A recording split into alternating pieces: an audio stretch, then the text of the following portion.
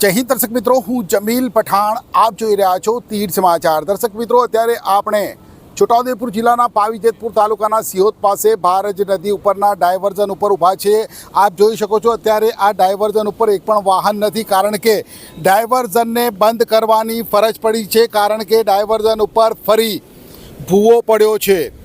₹4 કરોડ ઉપરાંતના ખર્ચે આ ચોમાસા પહેલાં જ આ ડાયવર્ઝન બનાવવામાં આવ્યું હતું, પરંતુ ચોમાસાની શરૂઆતને હજુ માત્ર ગણતરીનો એક સપ્તાહ પણ નથી થયો, તેવામાં આ ડાયવર્ઝન ઉપર મસમોટો ભૂવો પડ્યો છે.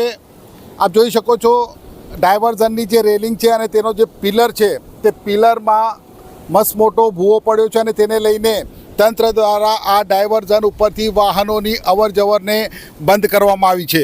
આપણે જણાવી દઉં કે ગઈ સાલ આ ડાયવર્ઝનની જગ્યા ઉપર જે ડાયવર્ઝન અગાઉ બનાવવામાં આવ્યું હતું, લગભગ ₹2.25 કરોડ ઉપરાંતના ખર્ચે ડાયવર્ઝન હતું, જે ગત ચોમાસામાં તેનું ધોવાણ થયું હતું, કારણ કે સુખી ડેમમાંથી જ્યારે પાણી છોડવામાં આવ્યું અને તે વખતે આખું ડાયવર્ઝન એ પાણીમાં તણાઈ ગયું હતું. જોકે તેના પહેલાં આ ડાયવર્ઝન એટલા માટે બનાવવાની ફરજ પડી હતી કે આપ જોઈ શકો છો આ જે બ્રિજ છે, આખો કોલેપ્સ થયેલો બ્રિજ છે, ધરાશાયી થયેલો બ્રિજ છે. આ બ્રિજનું જે પિલર છે તેની નીચે સુધીનું જે ધોવાણ થયું અને તેને લઈને આ બ્રિજ ધરાશાયી થયો હતો અને ત્યારબાદ ડાયવર્ઝન બનાવવાની ફરજ પડી હતી. છેલ્લા 2-3 વર્ષથી અહીંથી પસાર થતાં આપણે જણાવી દઉં કે આ જે નેશનલ હાઈવે નંબર 56 ગુજરાત અને મધ્યપ્રદેશને જોડતો આ હાઈવે છે, અને આ હાઈવે ઉપરથી પ્રતિદિન હજારોની નહીં પણ લાખોની સંખ્યામાં વાહનોની અવરજવર થાય છે. અને આજે ફરી આ ડાયવર્ઝન બંધ થતાં આ વાહન ચાલકોને 30 કિલોમીટરનો ફેરો ફરવાનો વારો આવ્યો છે, જે છેલ્લા 2 વર્ષથી તેઓ ફરી રહ્યા છે. થોડા સમય પહેલાં જ આ ડાયવર્ઝનને શરૂ કરવામાં આવ્યો હતો અને ચોમાસાની શરૂઆતમાં જ ભૂવો પડ્યો છે, ત્યારે ચોક્કસથી સુખી ડેમ આ વખતે પહેલેથી જ ભરાયેલો છે અને આખા ચોમાસા દરમિયાન જ્યારે પણ વરસાદ થશે ત્યારે સુખી ડેમમાંથી પાણી છોડવામાં આવશે. અને અત્યારે તો સુખી ડેમમાંથી માત્ર એક ગેટ ખોલી અને 30 સેન્ટીમીટર જેટલો એક ગેટ ખોલવામાં આવ્યો હતો. આજે બીજો પણ ગેટ ખોલવામાં આવ્યો છે અને આ 2 ગેટ ખોલવાને લઈને જે પાણીનું પ્રવાહ છે ભારજ નદીમાં તે વધ્યો છે. અને આવનાર સમયમાં સુખી ડેમના વધુ દરવાજા ખોલાય ત્યારે ચોક્કસથી આ ડાયવર્ઝન સંપૂર્ણ રીતે ધોવાઈ જાય તે પ્રકારની સ્થિતિનું નિર્માણ થાય તેમાં કોઈ બેમત નથી. તંત્ર દ્વારા અત્યારે સાવચેતીના ભાગરૂપે આ ડાયવર્ઝનને બંધ કરવામાં આવ્યો છે, પરંતુ ક્યાં સુધી આ ડાયવર્ઝન બંધ રહેશે?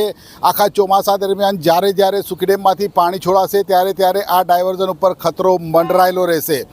અત્યારે તો આ ડાયવર્ઝન બંધ કરતાં આ જે રેલવેનો બ્રિજ છે તેના ઉપરથી લોકોને ફરી પગપાળા ચાલીને જવાની ફરજ પડી છે. વાહન ચાલકોને 30 કિલોમીટરનો ફેરો ફરીને જવાની જે ફરજ છે તે પડી છે. આપ જોઈ શકો છો અત્યારે ટ્રેન આ બ્રિજ ઉપર આવી રહી છે. સાથે આપને એ પણ જણાવી દઉં કે આ જે રેલવેનો બ્રિજ છે તે પણ જર્જરિત થયો હતો. તેની પણ તીર સમાચારે આ સમાચારને ઉજાગર કર્યા હતા.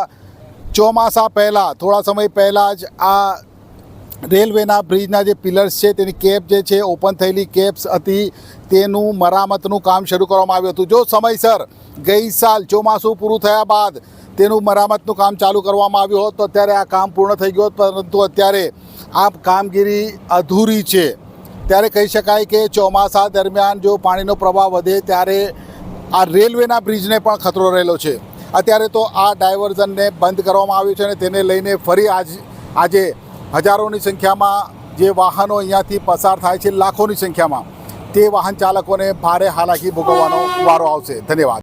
એક્ટિવાથી લઈ JCB સુધીના, ટૂંકમાં દરેક વાહનના અને દરેક કંપનીના, જી હા, દરેક કંપનીના અને દરેક સાઇઝના ટાયર એકદમ કિફાયતી ભાવમાં મળશે, અને તે પણ આપણા છોટાઉદેપુરમાં.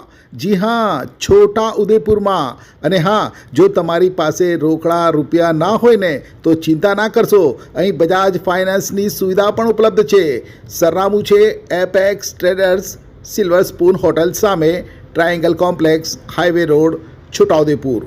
મોબાઈલ નંબર છે 7359953545.